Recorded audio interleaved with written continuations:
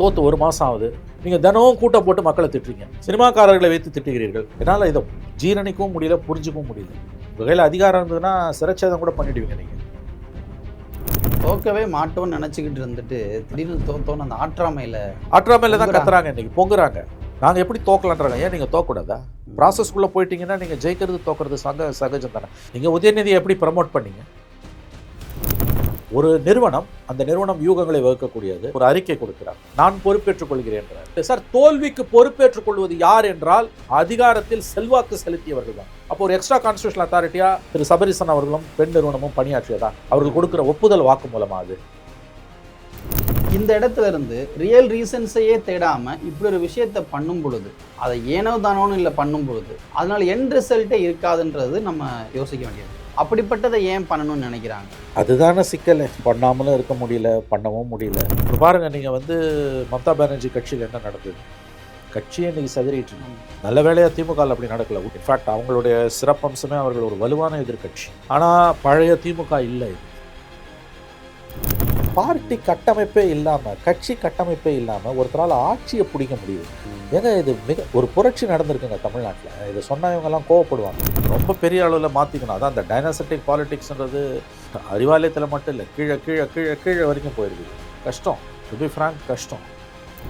5 வருஷத்தில் ஒரு தடவை ஆட்சி மாறிடும், விஜய் ஃபெயிலியர் ஆகிடுவார், நம்ம பார்த்துக்கலாம், நம்ம ஆட்சிக்கு ஆட்டோமேட்டிக்காக வந்துடுவோம்னு நினைக்கிறாங்க. சீமான் பாஷையில் சொன்னால் வாய்ப்பு இல்லை ராஜா, வாய்ப்பே இல்லை. ஏன்டா முன்னுக்கு பெண் மரணா பேசுகிற, தைரியம் தான் எனக்கு அது பொல்லாப்பு, ஓங்கி ஒரு அரை விட்டா நான் செத்துருவேன்.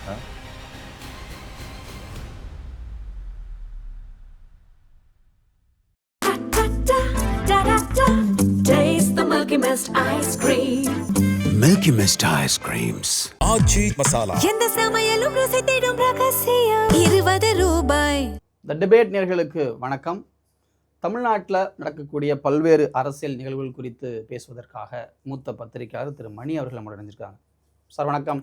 மனோஜ் சார், திமுகவினுடைய தோல்விக்கு என்ன காரணம் அப்படின்னு ஒரு 36 குழுக்களை போட்டு அலசி ஆராய்ந்து ஒரு ரிப்போர்ட்டை ஸ்டாலின் அவர்கள்ட்ட கொடுத்துருக்காங்களாம்.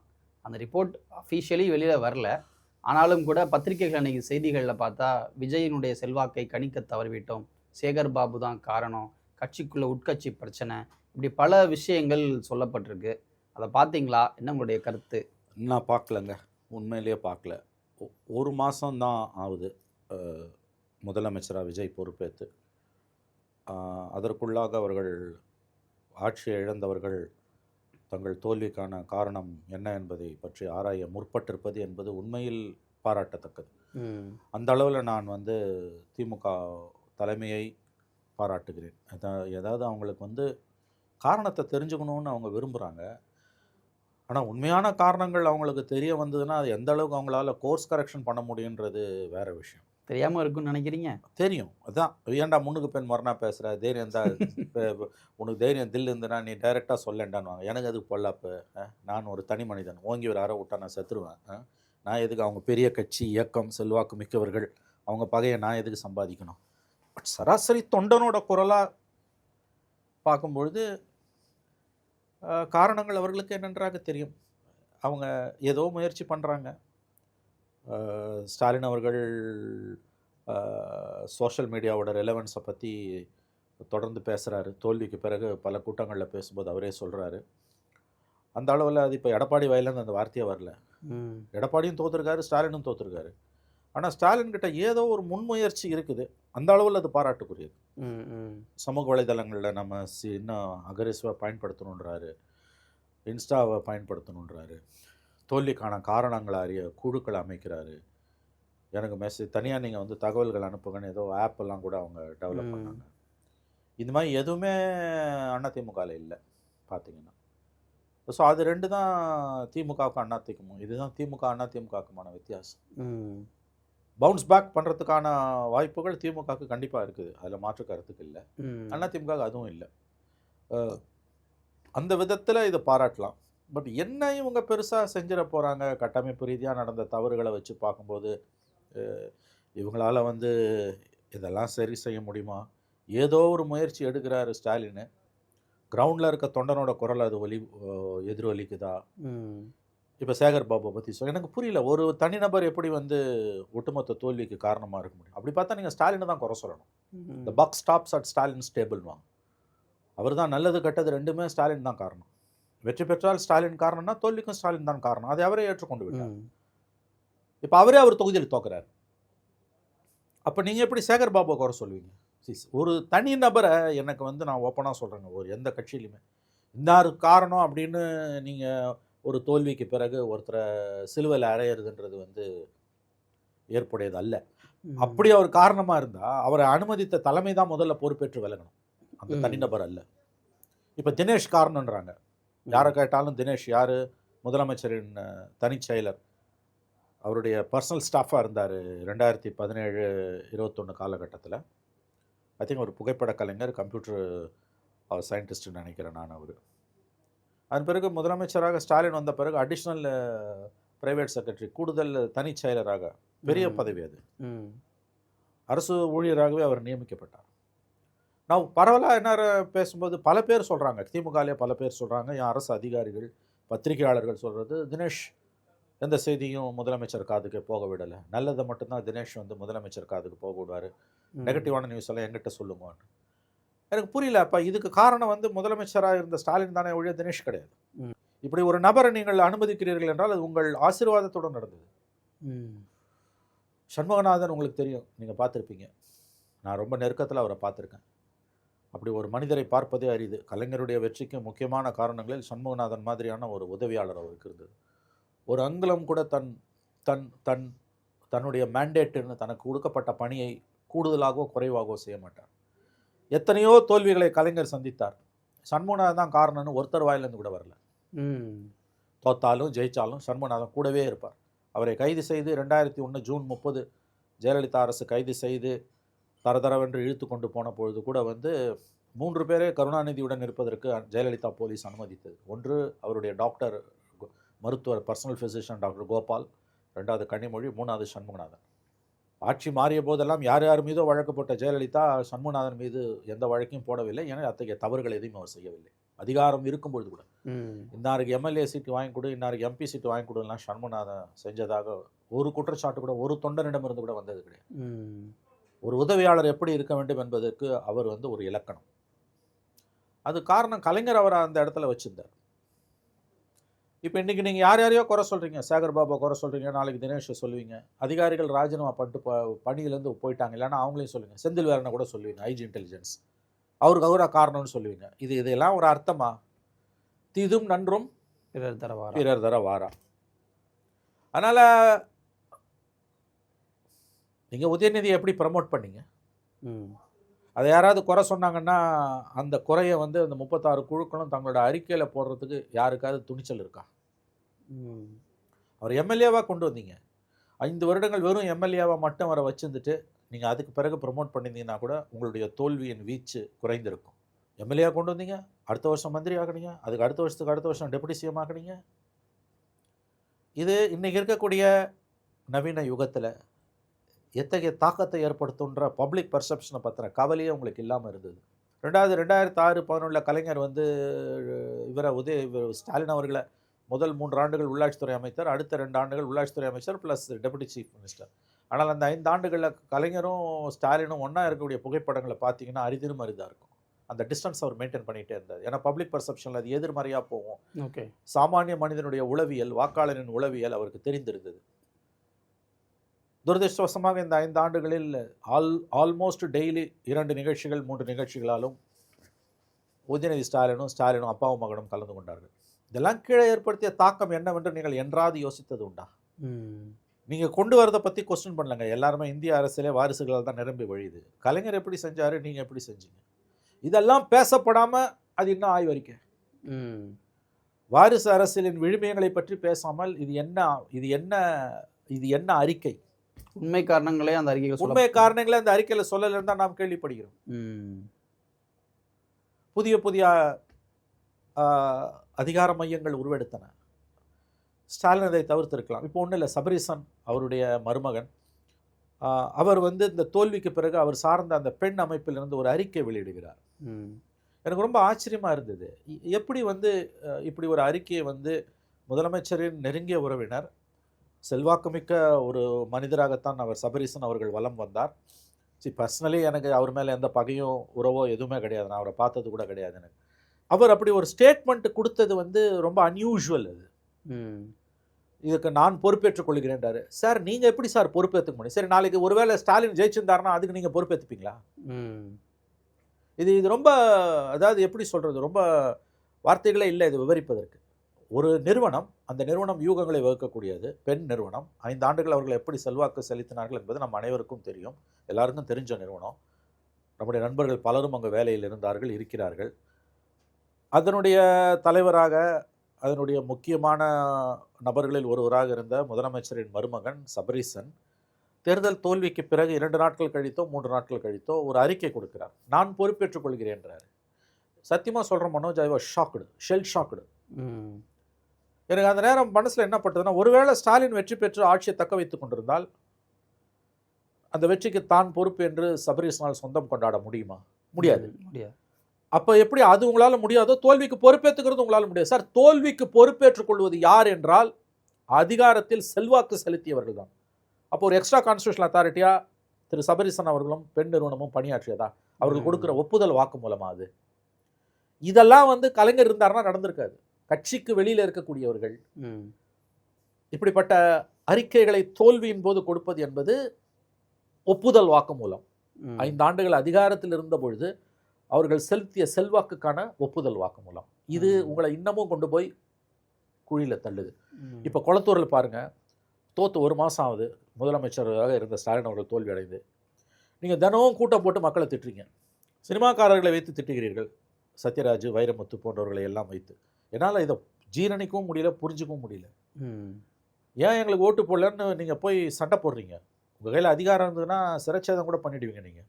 இது இன்னமும் மக்களுக்கு உங்கள் மீது இருக்க வெறுப்பை வளர்க்கும்ன்ற குறைந்தபட்ச புரிதல் கூட இல்லாமல் ஏன் செய்கிறீங்க?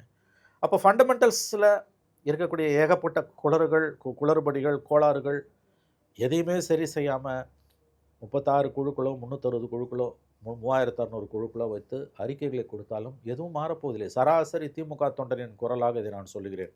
ஏற்றுக்கொள்ளுங்கள், விட்டுவிடுங்கள், அது உங்கள் உரிமை. கீழே இருக்க தொண்டர்கிட்ட போய் பேசி பார்த்தீங்கன்னா எல்லா ஜேர்னலிஸ்ட்டுக்கிட்டுமே கூட நான் சொல்லுவேன், நான் இவங்க சொல்கிறதுக்கும் கிரவுண்டுக்கும் வித்தியாசமாக இருக்குது. ஆக்சுவலி இஷ்யூ அட்ரஸ் பண்ண தலைமையை தயங்குது. ஓகே, சரி, அவர் ஒரு அனுபவம் மிக்க தலைவருங்க ஸ்டாலின். நிச்சயமாக அவர் ஒரு அனுபவம் மிக்க தலைவர். அவருடைய ஆட்சியில் நல்லது கெட்டது ரெண்டுமே நடந்திருக்குது. 50 ஆண்டுகள் பொது வாழ்க்கைக்கு சொந்தக்காரர், அந்த பதவிக்கு தகுதியானவர், முதலமைச்சர் பதவிக்கு. அது இன்ஃபேக்ட் ரொம்ப லேட்டாக அவரை தேடி வந்தது. எனக்கு அவர் மீது மிகுந்த மரியாதை உண்டு. நான் மறுபடியும் சொல்கிறேன், நான் ஒரு தோல்வியாலெல்லாம் ஒன்றும் கட்சியோ அவரோ முடிந்து விட போவது கிடையாது. ஆனால் அந்த 5 ஆண்டுகளில் அவருடைய ஆட்சியில் நடந்த பல தவறுகள், கோளாறுகள், குற்றங்கள், அது குறித்த முழு அளவிலான தகவல்களோ அல்லது புரிதலோ திரு மு.க. ஸ்டாலின் அவர்களுக்கு இருக்கிறதா என்றால் துரதிருஷ்டவசமான பதில் இல்லை என்பதுதான். இந்த தோல்வி இரண்டாவது, நான் திமுக நண்பர்களுக்கு சொல்ல விரும்புவது, இந்த தோல்வி வழக்கமாக வந்து போகிற தோல்வி இல்லை மனோஜ். கீழே பெரிய மாற்றம் நிகழ்ந்திருக்கு. நீங்கள் தலைகீழாக உங்களை மாற்றி புரட்டி போட்டுக்கணும், இல்லைனா நீங்கள் அடுத்த தேர்தலில் ஜெயிப்பது கடினம். புது பிளேயர்ஸ் உள்ளே வராங்க. இப்போ அண்ணாமலை மாதிரியான இருக்கவங்க உள்ளே வருவது, விஜய் அரசு இன்னும் 1 ஆண்டிலோ 1.5 ஆண்டுகளிலோ செல்வாக்கு இழக்கும் பொழுது ஆன்டி இன்கம்பன்சி வரும். அப்போ அதற்கு எதிரான வாக்குகள் ஆட்டோமேட்டிக்காக திரும்ப திமுக வர வாய்ப்பு குறைவு. அது அண்ணாமலை மாதிரி புது பிளேயர்கிட்ட போகலாம், அல்லது வேறு யாருக்கிட்டையாவது போகலாம். அப்போ இது எல்லாத்தையும் வச்சு பார்க்கும்போது வெறும் நீங்கள் வந்து இன்ஸ்டான்னு நீங்கள் பார்க்குறீங்க. இன்ஸ்டாவில் அவன் என்ன பேசினா, எதையோ பார்த்து ஏதோ சூடு போட்டுக்கிட்ட கதை. ஆகவே இந்த குழுக்களால் உண்மையை சொல்ல முடியுமா என்று எனக்கு தோன்றவில்லை. நீங்கள் இப்போ பாருங்கள், நீங்கள் வந்து மம்தா பானர்ஜி கட்சியில் என்ன நடந்தது? கட்சியை இன்றைக்கி சதிரிட்டு. நல்ல வேளையாக திமுகவில் அப்படி நடக்கலை. உண்மையிலே நடக்கக்கூடாதுன்னு நான் விரும்புகிறேன். ஏன்னா ஒரு பிராந்திய கட்சி வலுவுடன் இருக்க வேண்டும். இன்ஃபேக்ட் அவங்களுடைய சிறப்பம்சமே அவர்கள் ஒரு வலுவான எதிர்கட்சி. ஆனால் பழைய திமுக இல்லை இது. ஆகவே அவர்கள் சுய பரிசோதனைக்கு தயாராகவில்லை. முயற்சி இருக்குதே ஒழிய அது முழு அளவிலானதாக இல்லை. ஒரு ஃபுல் ஃப்ளெஜ்டு செல்ஃப் அசஸ்மெண்ட், சுய பரிசோதனை, ஆத்ம பரிசோதனைன்னு வரல காந்திஜி, அது கிட்டத்தட்ட இல்லைன்னு தான் எனக்கு தோணுது. இப்படி ஒரு சுய பரிசோதனை செய்யணும் அப்படின்னு எடுத்த முடிவும், அதுக்காக சில குழுக்களை அமைச்சு எல்லாரையும் பார்க்க வைக்கிறது, தகவல்களை திரட்டுறது அப்படின்ற இடத்துல இருந்து திமுக வந்து தன்னை அடுத்த கட்டத்துக்கு எடுத்துகிட்டு போகணும்னு நினைக்கிற விஷயங்கள் வரைக்கும் நம்மளால் புரிஞ்சுக்க முடியுது. அது பாராட்டுக்குரியது. ஆனால் இந்த இடத்துல இருந்து ரியல் ரீசன்ஸையே தேடாமல் இப்படி ஒரு விஷயத்த பண்ணும் பொழுது, அதை ஏனோ தானோன்னு இல்லை பண்ணும் பொழுது, அதனால எண்ட் ரிசல்ட்டே இருக்காதுன்றது நம்ம யோசிக்க வேண்டியிருக்கு. அப்படிப்பட்டதை ஏன் பண்ணணும்னு நினைக்கிறாங்க? அதுதானே சிக்கல். பண்ணவும் பண்ணாமலும் இருக்க முடியல, பண்ணவும் முடியல. அதை தான் நான் சொன்னேன், இந்த முயற்சி கூட அதிமுக கிட்ட இல்லை. அட்லீஸ்ட் அந்த அட்டம்ப்ட் டிஎம்கேல இருக்குது. நீங்கள் இந்த வாரிசு அரசியல்ன்றது வந்து தலைமையில் மட்டும் இல்லை, மாவட்ட அளவில் இல்லை, வட்ட அளவில் வந்துடுச்சு. இது வந்து டெத்னல், இது வந்து சவக்குழி. ஏன் விஜய் கிட்ட போகிறாங்க? இப்போ ஒரு வட்ட செயலாளர் நம்ம தொகுதியில் திமுகவில் இருக்க வட்ட செயலாளர், அதிமுக வட்ட செயலாளர் நமக்கு தெரியும், பெரும்பாலும் தெரியும். தாவேகால யார் இருக்கா? பார்ட்டி கட்டமைப்பே இல்லாமல், கட்சி கட்டமைப்பே இல்லாமல் ஒருத்தரால் ஆட்சியை பிடிக்க முடியுதுங்க. ஏங்க இது ஒரு புரட்சி நடந்திருக்குங்க தமிழ்நாட்டில். இதை சொன்னவங்கெல்லாம் கோவப்படுவாங்க, அந்த வார்த்தையை நீ எப்படி சொல்லலாம்? அதுதாங்க உண்மை. அவர் அன்றைக்கி ஸ்டாலின் ஒரு கூட்டத்தில் சொல்கிறாரு, கவுண்டிங் ஏஜென்ட் இல்லை, பூத் ஏஜென்ட் இல்லை, கவுண்டிங் ஏஜென்ட் இல்லை, ஜெயிக்கிறாங்கன்றாரு. அவர் சொல்லும்போது அந்த விஷுவல், அவர் நிற்கிறார், அவர் பின்னால் அன்பில் மகேஷ் நிற்கிறார், அன்பில் மகேஷ் பின்னால் டிஆர்பி ராஜா நிற்கிறார். ஸ்டாலின் ஐ திங்க் 5 அடி 10 அங்குலம்னு நினைக்கிறேன், மகேஷ் 6 ஃபீட்டு, இவர் ராசா வந்து 7 அடி இருப்பார். 3 பேரும் தோற்றுருக்காங்க. நான் என்ன கேட்குறேன், இவ்வளோ ஒரு நீண்ட நெடிய அனுபவம் கொண்ட ஒரு தலைவர், இந்தியாவின் முதிர்ந்த அரசியல் தலைவர்களில் ஒருவர், இதோ இந்த 26ஆம் தேதி வந்துன்னா எமர்ஜென்சி டிக்ளேர் ஆகி 51 ஆண்டுகள் ஆக போயினா, அந்த எமர்ஜென்சியில் சிறை பிடிக்கப்பட்டு 1 ஆண்டுகள் அரசியல் கைதியாக இருந்தவர், இந்திய வரலாறுலேயே இன்றைக்கி விரல் விட்டு எண்ணக்கூடிய எமர்ஜென்சியை பார்த்த ஒரு அரசியல் கட்சி தலைவர், நெடிய அனுபவத்துக்கு சொந்தக்காரர். அவர் வந்து இன்றைக்கு கட்சி ஆரம்பித்து 2.25 ஆண்டுகள் ஆன ஒரு கட்சியிடம் தோற்கடிக்கப்பட்டிருக்கிறார். அவர் தோற்றுருக்கார், அவரே தோற்றுருக்கார். அப்போ ஏற்பட்ட மாற்றத்தோட தன்மையை புரிந்து கொள்வது என்பது இவங்க ரொம்ப பெரிய அளவில் மாற்றிக்கணும். அதான் அந்த டைனாஸ்டிக் பாலிடிக்ஸ்ன்றது கீழே வரைக்கும், டவுன் த லேயர், அறிவாலயத்தில் மட்டும் இல்லை, கீழே கீழே கீழே கீழே வரைக்கும் போயிருக்குது. இப்போ இதை வந்து கையை வச்சிங்கன்னா எல்லாமே சதுரம் அப்படின்னா கஷ்டம். டு பி ஃப்ராங்க் கஷ்டம். நீங்கள் இதை நியாயப்படுத்துறீங்க, அது இன்னும் கொடுமை. அதாவது வந்து வெந்த புண்ணில் வேலை பாய்ச்சது. ஆமாம், குடும்ப அரசியல் தான், குடும்பம் இருக்குது, குடும்பமாக அரசியல் பண்ணுறோன்றீங்க. எப்படி அடுத்த தலைமுறைகிட்ட போகும் நான் கேட்குறேன். உடனே அந்த கட்சியில் இல்லையா, இந்த கட்சியில், இந்த கதையெல்லாம் வேணாம், உங்கள் கட்சியில் இருக்கா இல்லையா? நிரம்பி வழியுதில்லை இன்னைக்கு. அப்போ அது குறித்த புரிதல்கள், அது குறித்த அந்த பிரச்சனையோட ஆழம் அகலம் தெரியாமல் எத்தனை குழுக்களை போட்டு பேசினாலும் சேகர் பாபுவை குறை சொல்கிறதால பிரச்சனை தீரப்போது எனக்கு புரியல. சில இஷ்யூஸ் இருக்கலாம். அப்படி ஒரு நபர், அப்படி ஒரு தலைவர், அப்படி ஒரு பொலிட்டிக்கல் பர்சனாலிட்டியை வந்து நீங்கள் வந்து அலோவ் பண்ணிங்கன்னா அது யாரோட தப்பு? சேகர் பாபுவால் தோற்றோம், தினேஷால் தோற்றோம், XYZ தோற்றோம், இவ்வளவையும் அலோவ் பண்ணது ஸ்டாலின் தான் அலோவ் பண்ணார். இதே இந்த வெற்றி ஒருவேளை ஆட்சியை தக்க வைத்திருந்தால் சேகர் பாபுவை பற்றி, தினேஷை பற்றி பேசுவீங்களா? பேச மாட்டாங்க. அப்புறம் என்ன? ஆகவே இது இருக்கக்கூடிய ஏதாவது ஒன்று புரியல உங்களுக்கு திமுக நண்பர்களுக்கு நினைக்கிறேன் நான். அதாவது 5 வருஷத்தில் ஒரு தடவை ஆட்சி மாறிடும், விஜய் ஃபெயிலியர் ஆகிடுவார், 2 வருஷத்தில் கூட ஃபெயிலியர் ஆகிடுவார், நம்ம பார்த்துக்கலாம், நம்ம ஆட்சிக்கு ஆட்டோமேட்டிக்காக வந்துடுவோம்னு நினைக்கிறாங்க. சீமான் பாஷையில் சொன்னால் வாய்ப்பு இல்லை ராஜா, வாய்ப்பே இல்லை. ஏன்னா புது புது பிளேயர்ஸ் உள்ளே வராங்க. அவங்க எப்படி வந்து காயை நகர்த்துறாங்க பிஜேபி. ஆனால் பிஜேபி தான் அண்ணாமலையாக இருக்குது. அண்ணாமலைன்ற முகமூடி அணிந்து கொண்டு பிஜேபி உள்ளே வருகிறது, எந்த சந்தேகமும் வேண்டாம். ஆனால் எவ்வளோ அழகாக காயை நகர்த்துறாங்க பாருங்கள், தன்னை டிஸ்டன்ஸ் பண்ணிக்கிறார்ல. பிஜேபியோட ரோலை ஒரு தனிநபர்கிட்ட மோடி அவுட் சோர்ஸ் பண்ணுறாரு, அந்த எல்லைக்கு போகிறாங்க. கட்சியே வேணான்னு, கட்சியே கட்டமைப்பே போனாலும் பரவாயில்ல. அப்போ அந்த அளவுக்கு உங்கள் எதிரிகள் போகும்பொழுது நீங்கள் என்ன பண்ணுவீங்க? இல்லை, இப்போ உண்மைக்கா இப்போ நம்ம வந்து திமுகவை தேர்தலுக்கு முன்பாக சரி, தேர்தலுக்கு பின்பாக சரி, கண்டினியூஸாக வாட்ச் பண்ணும்பொழுது ஒரு பார்வையாளராகவே நமக்கு திமுக இருக்கக்கூடிய குறைகள்ன்றது அவ்வளோ பார்க்க முடிகிறது. அரசாங்கத்தை தாண்டி அந்த கட்சிக்குள்ளே இருக்கக்கூடிய சின்ன சின்ன உட்கட்சி பிரச்சனைகள், ஒவ்வொருத்தரும் எப்படி செயல்படுறாங்க, அங்கே இப்போ இருக்க யங்ஸ்டர்ஸ் அந்த கட்சியை பார்க்கக்கூடிய விதம், அந்த கட்சியில் வந்து நம்ம சொல்கிற மாதிரி அடிமட்டம் வரைக்கும் வாரிசுகளால் இளைஞர்கள் சொல்கிறீங்க, ஆனால் இளைஞர்கள் யாராக இருக்கிறாங்க அப்படின்ற விஷயம் வரைக்கும் போகும் பொழுது இது எதுவுமே தெரியாமல் எப்படி ஒரு கட்சி ரன் பண்ணுறாங்க? அதுவும் திமுக மாதிரி ஒரு பெரிய கட்சி. திமுகவை நீங்கள் சொல்லுவீங்க அவன் அந்த தொண்டர்கள் வந்து அப்படி வேலை பார்ப்பாங்க, அந்த ஆமா. கட்சி வித்தியாசமான ஒரு கட்சி, ஆமாம், சுழல்வான் சுழலுவான்னு சொல்லுவீங்க. ஆனா அப்படிப்பட்ட ஒரு கட்சி இந்த எலெக்ஷன்ல சுழலவே இல்லையே. அதாங்க அது வந்துங்க இப்படி கூட புரிஞ்சுக்கலாமோன்னு நம்ம என்ன தான் பேசினாலும் இது நடந்தே தீரும்னு எனக்கு தோணுது. என்னென்னா வந்து 2-3 விஷயங்கள். ஒன்று, தனி மனிதர்களுக்கு ஆயுள் இருப்பது போல் ஸ்தாபனங்களுக்கும் ஆயுள் உண்டு. 75-76 இயர்ஸ். இப்போ காங்கிரஸ் பார்த்தீங்கன்னா 140 வருட கட்சி. 140 வருஷத்தில் ஒரு கட்சி ஜீவித்திருப்பதே, உயிரோடு இருக்கிறதே பெரிய விஷயம். 1000 குறைகள் இருந்தால். நீங்கள் இந்த கட்சி ஆரம்பித்து 75-76 வருஷம் ஆகுது. ஒரு மனிதனோட ஆயுள் வந்து ஒரு 100 வருஷம் இருக்கிற மாதிரி ஸ்தாபனங்களுக்கும் இன்ஸ்டிடியூஷன்ஸுக்கும் ஆயுள் உண்டு. அது ஒரு பக்கம். இன்னொரு பக்கம் வந்து உங்களுக்கு வந்து இனி என்ன தான் சொன்னாலும் பேக் டு பேக் கவர்மெண்ட் அவங்க வந்ததே கிடையாது. 71க்கு பிறகு பேக் டு பேக் கவர்மெண்ட் ஒரே ஒரு தடவை 89ல் வந்தாங்க. அது ஏடிஎம்கே ரெண்டாக பிரிஞ்சு கிடந்த பிறகு, ரெட்டை இலைன்ற சிம்பிள் வந்த பிறகு அவங்க பேக் டு பேக் கவர்மெண்ட் வந்தது கிடையாது. 89ல் ரெட்டை இலை இல்லை, ஏன்னா ஜெயலலிதா ஜானகின்னு 2 அணிகளாக அது பிரிஞ்சு கிடந்தது எம்ஜிஆர் மறைவுக்கு பிறகு. ஸோ இது வந்து இந்த தோல்வி என்பது வந்து அவங்க என்ன பண்ணியிருந்தாங்கன்னாலும் அவங்க தோற்றுருப்பாங்கன்னு கூட எனக்கு தோணுது. நீங்கள் என்ன சாதனை பண்ணியிருந்தீங்கனாலும் இந்த டிஃபீட் இஸ் இம்மினென்ட். ஓகே, மேபி ஒரு 20 சீட்டு கூட வந்திருக்கலாம்.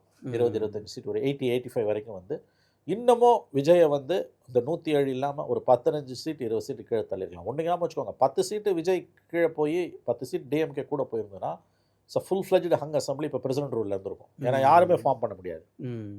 இந்த நம்பர்ஸ்குள்ளே விஜயால் மட்டும்தான் ஃபார்ம் பண்ண முடியும். ஏன்னா 118 மேஜிக் நம்பரை 107லேருந்து ரீச் பண்ணுறது ஈஸி. 59லேருந்தோ 47லேருந்தோ ரீச் பண்ண முடியாது. இன்கேஸ் 10 சீட்டு, அஸ்யூமிங் தட் 10 சீட்டு குறைவாக இருக்குது, தாவேகா 97 ஜெயிச்சிருக்காங்க, திமுக வந்து 69 ஜெயிச்சிருக்குன்னா இன்றைக்கி பிரசிடென்ட் ரூல் தான் நமக்கு. மேபி அது கூட டிஎம்கேக்கு அட்வான்டேஜ். ஏன்னா வந்து அவங்க இழந்தாலும் யாரும் ஆட்சி அமைக்க முடியாத அளவுக்கு அவங்க புஷ் பண்ணுறாங்க. ஸோ இந்த சில அணுகுமுறை மாற்றங்களை இருந்திருந்ததுன்னா, பட் அது டே 1லேருந்து இருந்திருக்கணும். கடைசி ஒரு 3 மாதம் 6 மாதத்தில் செஞ்சது. இப்போ பிப்ரவரி மாதம் போய் 5000 ரூபாய் போட்டப்போ மாஸ்டர் ஸ்ட்ரோக்குலாம் நம்முடைய நண்பர்களை எழுதுனாங்க. முட்டாள்தனத்தின் உச்சம் அது. பேக் டு பேக் கவர்மெண்ட் வந்ததே கிடையாது. இப்போ அந்த 5000 ரூபாய் வந்து ஒரு மாதத்துலேயே மறைஞ்சு போச்சு. அதுவும் பேச்சே இல்லை. நீங்கள் எவ்வளவு நல்லது பண்ணாலும் இதில் யூனிவர்சலாக எந்த ஒரு பெனிஃபிட்ஸுமே கொடுக்காம செலக்டிவாக பண்ணுறதுல இருக்க ரிஸ்க் என்னென்னா, உங்களுக்கு நீங்கள் யாருக்கு கொடுக்குறீங்களோ அத்தனை பேரும் உங்களுக்கு ஓட்டு போடுவான்னு சொல்ல முடியாது. ஆனால் கொடுக்காதவங்க அத்தனை பேரும் ஒன்று சேர்ந்துருவான். ஒரு வெறுப்பை வச்சுட்டீங்க. நீங்கள் 1000 ரூபான்னு சொல்லிட்டு அனைவருக்கும் 1000 ரூபான்னு சொல்லிட்டு அதை இம்ப்ளிமெண்ட் பண்ணும்போது 27 மாதம் பொறுத்து இம்ப்ளிமெண்ட் பண்ண அது கூட பரவாயில்ல. பட் அது நீங்கள் வந்து அதில் வந்து கரெக்டாக 1,95,00,000 அதை அவங்க இம்ப்ளிமெண்ட் பண்ணப்போ 23 செப்டம்பரில் அதில் வந்து அவங்க வந்து கரெக்டாக 1 கோடி பேருக்கு தான் இம்ப்ளிமெண்ட் பண்ணாங்க. half of them are left out. இந்த half of them are left outன்றது கேங்ட் அப் அவங்க. ஸோ இந்த மகளிர் உரிமை திட்டம் இந்த மாதிரியான விஷயங்களில் இருக்கக்கூடிய ப்ராப்ளம் என்னன்னு கேட்டிங்கன்னா, ஐதர் யூனிவர்சல் ஆர் நோ, யாருக்கும் கிடையாது. ஆக்சுவலி இந்த மகளிர் இயல்பாகவே திமுக ஓட்டு போட மாட்டாங்க. எக்ஸாக்ட்லி, எப்போதுமே திமுகவுக்கு எதிர்நிலையை தான் இயல்பாகவே அதை மாற்ற ஒரு முயற்சி பண்ணார். பெண்கள் வாக்குகள் திமுகவுக்கு காலகாலமாக இல்லை, பாரம்பரியமாகவே இல்லை, ஹிஸ்டாரிக்கலாக இல்லை, எம்ஜிஆர் ஃபேக்டராலையும் ஜெயலலிதா ஃபேக்டராலையும் அதை மாற்றணும்னு அவர் ஒரு முயற்சி எடுத்தார். ஸ்டாலின் அவர்கள் ஒரு முயற்சி எடுத்தார். பட் அன்ஃபார்ச்சுனேட்லி உங்களுக்கு வந்து கிரவுண்டில் இவ்வளவு சிக்கல்கள் வருது. இன்ஃபேக்ட் பிப்ரவரி மாதம்லாம் வந்து தேவர் அண்ட் ராம்பேஜ் ஏறி அடித்தாங்க. அவங்க 5000 ரூபாய் கொடுத்ததுன்றது நீங்கள் நம்மளுக்கு பல தடவை பேசியிருக்கோம். ஜனவரி பிப்ரவரியில் சேர்த்து 9000 ரூபாய் போச்சு. அட் ஒன் கோ 10,000 ரூபாய் பிஆர் எலெக்ஷனில் போன நவம்பரில் மோடி கொடுத்தாரு, செப்டம்பர் அக்டோபரில் கொடுத்தார். நவம்பர் எலெக்ஷனு நம்ம பேசியிருக்கோம். இப்போ பொங்கலுக்கு வந்து 3000 + 1000 4000. பிப்ரவரியில் வந்து 2 + 2 + 1000 + 1000. அப்புறம் வந்து கோடைக்காலம் ஒரு. ஸோ ஐ மீன் ஒரு மாத இடைவெளியில் லெஸ் தென் அ மந்த் 9000 ரூபாய் போச்சு. பட் தோற்றுருக்காங்க. ஆகவே இது கிரவுண்ட் லெவலில் கட்சிக்காரன் நடந்துக்கிற முறை ப்ளஸ் கரப்ஷன் வந்து லோ லெவல் கரப்ஷன் ரொம்ப ப்ரூட்டலாக இருந்திருக்குது. அதை அவங்க அறிக்கையில் சொன்னாங்களான்னு எனக்கு தெரியல. கரப்ஷனை எந்த கவர்மெண்ட்டும் ஒழிக்க முடியாது. பட் ஏடிஎம்கேல இருந்த கரப்ஷன் டிஎம்கேல இருந்த கரப்ஷன் பார்க்கும்போது 10 ஆண்டுகள் நீங்கள் என்ன விமர்சனம் பண்ணிங்கனாலும் 10 ஆண்டுகள் பவரில் இருந்துட்டு 21ல் இறங்கும்போது அவர் 66 சீட்டு ஜெயிச்சு அவர் அவங்க அலையன்ஸ் 75 சீட் வரைக்குமே போச்சு உங்களுக்கு வந்து. இன்றைக்கி அன்ஃபார்ச்சுனேட்லி அவங்க தோற்று தான் நிற்கிறாங்க. ஏதாவது இதை மறுபடியும் ரிவைவலுக்கான பாசிபிலிட்டிஸ்னு பார்க்கும்போது எனக்கு என்னமோ அது அவ்வளோ ஈஸின்னு தோணலை. ஏன்னா அடுத்த 15-20 ஆண்டுகளுக்கு 3 to 4 எலெக்ஷன்ஸ் என்னுடைய அசஸ்மெண்ட் யாருக்கும் இங்கே மெஜாரிட்டி வராது. ஏன்னா ஏடிஎம்கேவும் இருக்கும், நீங்கள் என்ன பண்ணிங்கனாலும் அது ஒரு 15 to 16-17% ஓட்டில் நிற்கும். டிஎம்கே இருக்கும், விஜய் ஃபேக்டரும் இருக்கும், கண்டிப்பாக தோத்தாலும் அண்ணாமலை ஃபேக்டர், இவங்க எல்லாருக்கும் மாற்றாகவும் அது வரும். அப்படி பார்க்கும்போது 118 ரீச் பண்ணுறது சிம்பிள் மெஜாரிட்டி இல்லை. கொலிஷன் ஏராக்குள்ளே நம்ம போயிட்டோம். அதாவது லைக் பீகார் கூட்டணி அரசு என்கின்ற புதிய யுகத்துக்குள்ளே தமிழ்நாடு போயிருக்குது. அப்போ இதுக்கேற்ற மாதிரி ரீஓரியன்ட் பண்ணணும். எனக்கு என்ன ஒரு விஷயம் புரியலன்னா, நீங்கள் குழுக்களெல்லாம் அமைக்கிறீங்க, பட் ஏன் வந்து நீங்கள் ஓட்டு போட்ட மக்களை திட்டுறீங்க? அது சினிமாக்காரங்களை வச்செல்லாம் திட்ட வேண்டிய அவசியம் என்ன? இது இந்த யோசனை உங்கள் மனசில் எப்படி வருது? மேடை போட்டு சினிமாக்காரங்களை வச்சு நீங்கள் திட்டுறீங்க. ஏன் நீங்கள் தோக்கடிக்கிற உரிமை மக்களுக்கு இல்லையா? காமராஜ் தோத்துருக்காரு, இந்திரா காந்தி தோத்துருக்காங்க, ஜெயலலிதா தோத்துருக்காங்க. இல்லை, இவங்க தோல்வியை பார்க்காத கட்சியும் நீங்கள் தோல்வியை பார்க்காத கட்சியே கிடையாது. In fact the beauty of DMK வந்து அவங்களோட 75-76 இயர்ஸ் ஆஃப் எக்ஸிஸ்டன்ஸில் 2/3 வந்து அவங்க பவர் இல்லாமல் இருந்திருக்காங்க. மற்ற எந்த கட்சியாக இருந்தாலும் காணாமல் போயிருக்கும். அப்போ அதில் ஒரு ரெசிலியன்ஸ் இருக்குது, அவங்களோட டிஎன்ஏல ஒரு ரெசிலியன்ஸ் இருக்குது, தோல்வியை தாங்கி மேலே போகிற ரெசிலியன்ஸ் இருக்குது. பட் அதெல்லாம் இப்போ குறைஞ்சிக்கிட்டு வருது. தோக்கவே மாட்டோம்னு நினச்சிக்கிட்டு இருந்துட்டு திடீர்னு தோத்தோன்னு அந்த ஆற்றாமையில் தான் கத்துறாங்க, இன்றைக்கி பொங்குறாங்க. நாங்கள் எப்படி தோக்கலான்றாங்க. ஏன் நீங்கள் தோக்கக்கூடாதா? ப்ராசஸ்க்குள்ளே போயிட்டீங்கன்னா நீங்கள் ஜெயிக்கிறது தோக்கிறது சகஜம் தானே. சரி, கொளத்தூர் தொகுதியில் மோசடி நடந்தது, இவிஎம் மோசடி, டேம்பரிங் பண்ணிட்டாங்க, கள்ள ஓட்டு போட்டாங்கன்னு சொல்லிட்டு நீங்கள் புலம்புனா கூட ஒரு அர்த்தம் உண்டு. எலக்ட்ரல் ப்ராசஸில் உங்களுக்கு எந்த விதமான சந்தேகமும் இல்லை. இது மக்கள் தீர்ப்புன்றதை நீங்களே ஏற்றுக்கிறீங்க, அப்புறம் ஏன் போய் திட்டுறீங்க? இது கடந்த காலங்களில் இந்த அணுகுமுறை இருந்தது கிடையாதுல்ல. அப்போ இந்த இடம்லாம் வந்து எத்தனை குழுக்களை போட்டு ஆராய்ச்சி பண்ணிங்கனாலும் இந்த அணுகுமுறை மாறாதப்ப நீங்கள் என்ன பண்ணுவீங்க? நீங்கள் இல்லை, பீப்புள் வந்து ஸ்கீம்ஸை அப்ரிஷியேட் பண்ணுறாங்க. எஸ், நல்லா பண்ணியிருக்காங்க, நிறைய விஷயங்கள் புதுசாக பண்ணியிருக்காங்க. இப்போ ஸ்டாலின் மாதிரி ஒரு எம்எல்ஏலாம் குளத்தூர் கிடைக்க மாட்டார் அப்படின்னு நிறைய விஷயத்தை அப்ரிஷியேட் பண்ணுறாங்க. பட் ஸ்டில் டிஎம்கேவை தோக்கடிக்கிறாங்க. அப்போது நம்ம பண்ணுற ஸ்கீம்ஸோ இல்லை நம்ம வந்து இதில் பண்ணுற நல்ல விஷயம், நலம் சார்ந்த விஷயம், நலத்திட்டங்களோ அதையெல்லாம் தாண்டி ஒரு ஃபினாமினன் இங்கே உருவாயிருக்கு. அந்த ஃபினாமினன் என்னன்றதை ஆராய்ச்சி பண்ணுறதை தாண்டி வேற எதையோ நோக்கி திமுக ஓடி. ஆமாம், எதையோ மாயமான் வேட்டை சார். நீங்கள் மற்ற தொகுதிகளை விட அங்கே வந்து விசிபிளாக டெவலப்மெண்ட் இருக்குன்றதெல்லாம் உண்மை சார், அதை மறுக்கல. ஆனால் தேனும் பாலும் ஒன்றும் அங்கே ஓடலை. தான் தொகுதியில் எல்லாம் நல்லா இருக்குன்னு மட்டும் ஒருத்தன் ஓட்டு போட மாட்டான். தயவு செஞ்சு இதை புரிஞ்சுக்கோங்க. ஓவராலாக என் மாநிலம் எப்படி இருக்குன்றதை பார்த்து தான் ஓட்டு போடுவாங்க. அப்படி பார்க்கும்போது வந்து அங்கே டிஃப்ரெண்ட் ஸ்கேல்ஸ் வந்து டெவலப் ஆகுது. இன்னொரு விஷயங்க, 2 டேர்முக்கு மேலே ஒரு தொகுதியில் நிற்கக்கூடாதுங்க. இது கலைஞருக்கு இருந்தது. நீங்கள் போயிருக்கணும் வெளியில். நீங்கள் எல்லாரையும் எல்லா நேரத்துலையும் திருப்திப்படுத்த முடியாதுங்க. ஒரே தொகுதியில் this is the 4th time இல்லையா? 11, 16, 21, 26. எதுக்கு 4வது தடவை போய் அங்கே நிற்கிறாரு? சேஃபர் கான்ஸ்டிட்யூன்சிக்கு போயிருக்கலாங்க. என்ன பயந்து போயிட்டார்? எத்தனை நாள் பேசுவான்? 1 நாள் 2 நாள் பேசுவான். ஜெயிச்ச பிறகு எல்லாம் மறந்துடுவாங்க. Nothing succeeds like success. அந்த தொகுதியில் வேண்டான்னு அவருக்கு ரிப்போர்ட்ஸ் போயிருக்குங்க. ஐ வாஸ் டோல்ட் போயிருக்குன்னு தான் சொல்கிறாங்க. பட் அவர் வெரி அன்ஃபார்ச்சுனேட். அவர் அந்த ரிப்போர்ட்ஸை மீறி அவர் போய் அங்கே நின்னதுன்றதும் தோற்றதும் வந்து ஐ திங்க் அது அவரோட முடிவு. அதுக்கு நீங்கள் யாரையும் குறை சொல்ல முடியாது. 2 தொகுதிக்கு மேலே எனக்கு தெரிஞ்ச கலைஞர் நின்னது கிடையாது. ஷஃபிள் பண்ணணும். நீங்கள் மெனி சேஃப் கான்ஸ்டிட்யூன்சிஸ் இருக்குது. என்ன பேச போகிறான், பேசிட்டு போகிறான். நீங்கள் பாட்டு உங்கள் வேலையை பார்த்துட்டு போயிட்டே இருக்க வேண்டியது. அதிகம் விட்டாச்சு. அப்போ எல்லாமே வந்து உங்களுக்கு வந்து ஒரு எப்படி சொல்கிறது, கடந்த காலங்களில் இருந்த திமுகவுக்கும் இதுக்குமான அணுகுமுறையில் வித்தியாசம் இருக்குது. சில விஷயங்களில் வந்து வெற்றி தாங்க முக்கியம் நமக்கு. அதை விட்டுட்டு வேறு எதையோ அளவுகோள்களின் அடிப்படையில் நீங்கள் போகிறீங்கன்னா அது எப்படி உங்களுக்கு வந்து சரியாக இருக்க முடியும்? அது இல்லாமல் இன்னொன்று, உங்களுக்கு வந்து அக்ரஸிவான சோஷியல் மீடியா புஷ் இருந்திருக்குது. அதை நீங்கள் கவுண்டர் பண்ண தவறிட்டீங்க. விஜய் ஃபேக்டர் நம்ம வந்து குறைச்சி மதிப்பிட்டீங்க. ஆனால் விஜய் ஃபேக்டரை குறைச்சி மதிப்பிட்டோன்னா ஏன் குறைச்சி மதிப்பிட்டீங்கன்னு நீங்கள் பார்க்கணும். இது வந்து ஆன்டி இன்கம்பன்சியால் தான் தோற்றிங்க. வெரி ஆப்வியஸ் ரிசல்ட் அதை காட்டுது. இல்லை நாங்கள் இன்ஸ்டாவால் தான் தோற்றோன்னா உங்களை நீங்களே ஏமாற்றிக்கிறீங்க. அது எப்படி நீங்கள் இன்ஸ்டாவால் மட்டும் தோக்க முடியும்? இன்ஸ்டான்றது ஒரு புதிய தொழில்நுட்பம், அவ்வளோதான். டூல் அவ்வளோதானே. இது எதுவுமே இல்லாதப்போ தோற்றுருக்கீங்களே, ஜெயிச்சிருக்கீங்களே. அப்போ இந்த மாதிரி வந்து சோஷியல் மீடியாவை ஓவர் எம்ஃபசைஸ் பண்ணுறதும் தவறு, அண்டர் எஸ்டிமேட் பண்ணுறதும் தவறு. எனக்கு என்னமோ இவங்க உண்மையான காரணங்களை அங்கீகரிக்க விரும்பவில்லைன்னு தோணுது. என்னென்னா, உண்மையான காரணங்களை அறிய விரும்பவில்லைன்னு நான் சொல்லலை, அங்கீகரிக்க விரும்பவில்லை.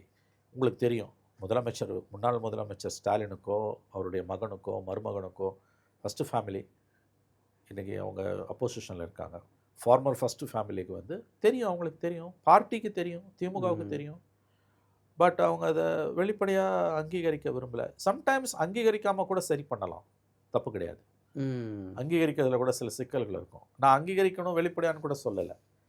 ஏன்னா ஒரு வலிமையான எதிர்க்கட்சி தமிழ்நாட்டுக்கு தேவைங்க. டிஎம்கே வீக்கன் ஆகிறது தமிழ்நாட்டுக்கு நல்லது இல்லை, அதை நான் ஓப்பனாக சொல்கிறேன்.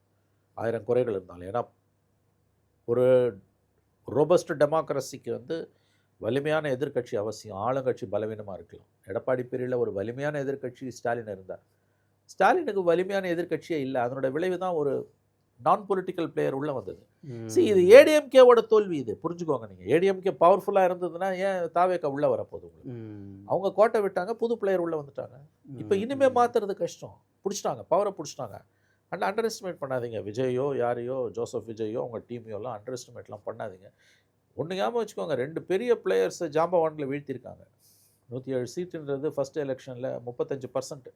அது எம்ஜிஆர் வந்து 30% வாங்கி 130 சீட்டு வாங்கினார். இவங்க 35% வாங்கி 107 சீட்டுன்றது ஃபஸ்ட்டு பாஸ்ட் கோல் சிஸ்டத்தால் வந்த கோளாறு. அப்போ இந்த அளவுக்கு வந்தவங்க வந்து பவரை சஸ்டெயின் பண்ண மாட்டாங்கன்னெலாம் நினைக்காதீங்க. ஸோ இது மிகப்பெரிய சவால். I think there at the cross roads.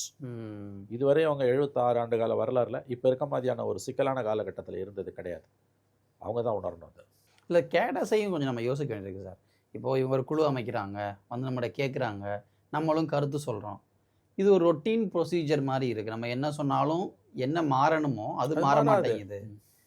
எதுக்கு வந்து நம்மளோட கருத்து கேட்குறாங்கன்னு ஃபஸ்ட்டு விஷயம். இன்னொன்று, கருத்து சொல்வதற்கக்கூடிய தயக்கம். ஏதோ ஒரு கருத்தை சொல்லலாம், ஆனால் ரியல் ரீசன்ஸ் சொன்னால் நடக்க போகிறது இல்லைன்றப்போ அவங்களும் அதை வந்து சொல்வதில்லை. நிறைய விஷயங்களை யோசிப்பாங்க. சம் பிளேசஸில் பார்த்தீங்கன்னா டிஸ்ட்ரிக்ட் செக்ரட்டரியும் இருக்காது, வச்சுக்கிட்டே வந்து அவங்க கருத்து கேட்டாங்கன்ற ஒரு சில இடங்களில் இருக்குது. சில இடங்களில் வெளியே அனுப்பிச்சிட்டோன்னு சொல்கிறாங்க. இல்லை இந்த டிஸ்ட்ரிக்ட் செக்ரட்டரின்ற இந்த பவர் சென்டர்ஸ் இவங்களை மீறி அந்த கூட்டத்தில் ஒருத்தர் கருத்து சொல்லிட்டு வெளியில் போயிட முடியுமா அப்படின்ற சில விஷயங்கள்லாம் இருக்குது. அப்போது நீங்கள் தலைமையாக இருந்து மாற்ற வேண்டிய விஷயங்களுக்கு கேடஸை பலி போடுறாங்களோ, கேடஸை வந்து இதில் ஈஸியாக மாட்டி விட்டுட்டு நம்ம சேஃபாக இருந்துக்கலாம்னு யோசிக்கிறாங்களோ, விக்டிம் கார்டு ப்ளே பண்ண ட்ரை பண்ணுறாங்களோன்ற ஒரு தோற்றமும் உருவாகிறத என்னால் பார்க்க முடியுது. கரெக்டு தான். அதில் என்ன, அதாவது இந்த கவுண்டமணி காமெடி ஈயம் பூசின மாதிரி இருக்கணும், பூசாத மாதிரி இருக்கணும், ஓரளவு அந்த கதை தான் இது. எல்லாரும் காரணம் தெரியுங்க. 36 குழுவும் தேவையில்லை, 304 குழுவும் தேவையில்லை, 3 குழுவும் கூட தேவையில்லை. கட்சியோட சம்பந்தம் இல்லாதவங்களை, அவர்கள் குடும்ப உறுப்பினர்களாக இருக்கலாம், அல்லது உங்களுக்கு பிடித்த உதவியாளர்களாக இருக்கலாம், அல்லது காவல்துறை அதிகாரிகளாக இருக்கலாம், ஐஏஎஸ் அதிகாரிகளாக இருக்கலாம், அவங்களெல்லாம் இன்ஃப்ளூயன்ஸ் பண்ண நீங்கள் அலோவ் பண்ணீங்க. அலோவ் பண்ணது உங்கள் தவறு. அப்புறம் வரமுறை இல்லாத endless dynastic politics at all levels. இதில் மாவட்ட செயலாளரை நகர்த்திட்டு நீங்கள் பண்ணிங்கன்னா, எல்லா மாவட்ட செயலாளரையும் நகர்த்தினீங்கன்னா கட்சியை மொத்தமாக காலி ஆகிடும். 49 ராபின்சன் பூங்காவில் குற்ற மழையில் கட்சி ஆரம்பித்த மாதிரி புதுசாக தான் கட்சி ஆரம்பிக்கணும். அது எப்படி முடியும்?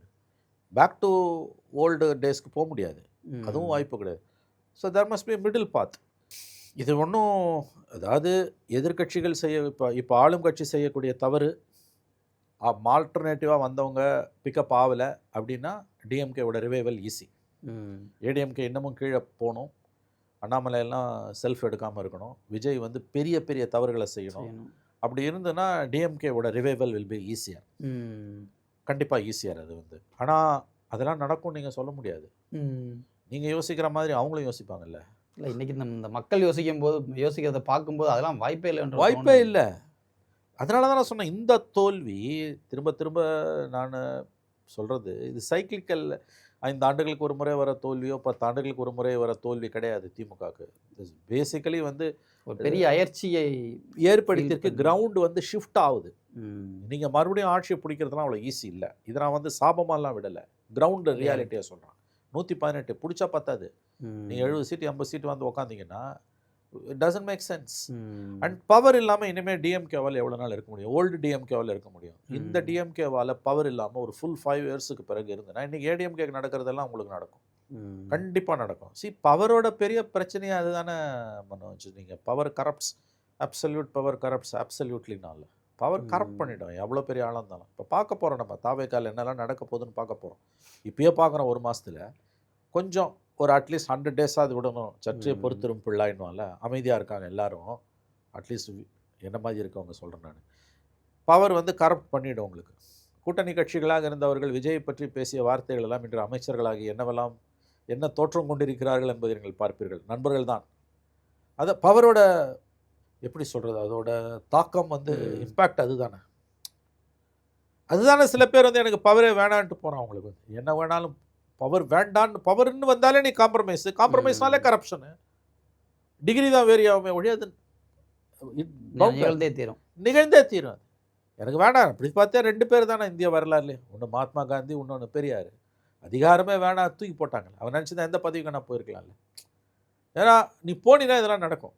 அப்போ இந்த ஆவரேஜ் டிஎம்கே கேடரால் வந்து 13 வருஷம் பவர் இல்லாமல் கட்சியை வந்து கலைஞர் கட்டி காப்பாற்றினார். அதுக்கப்புறம் 10 வருஷத்தில் ஒரு 6 வருஷம் கலைஞரும் 4 வருஷம் ஸ்டாலினும் கட்டி காப்பாற்றினாங்க. அப்படிலாம் பழம்பெருமை பேசிலாம் இனிமேல் வண்டி ஓடாது. This DMK is different. Power இல்லாமல் ஒரு ஃபுல் 5 இயர்ஸ் இருக்கிறதே. இப்போ பாருங்கள், லோக்கல் பாடி எலெக்ஷனில் எவ்வளோ எக்ஸோடஸ் இருக்குன்னு. கண்டிப்பாக இருக்கும். ஒரு ஃபுல் 5 இயர்ஸ் நீங்கள் போகிறீங்க இல்லை, அப்பயும் இதே ரிசல்ட் வருதுன்னா என்ன பண்ணுவீங்க?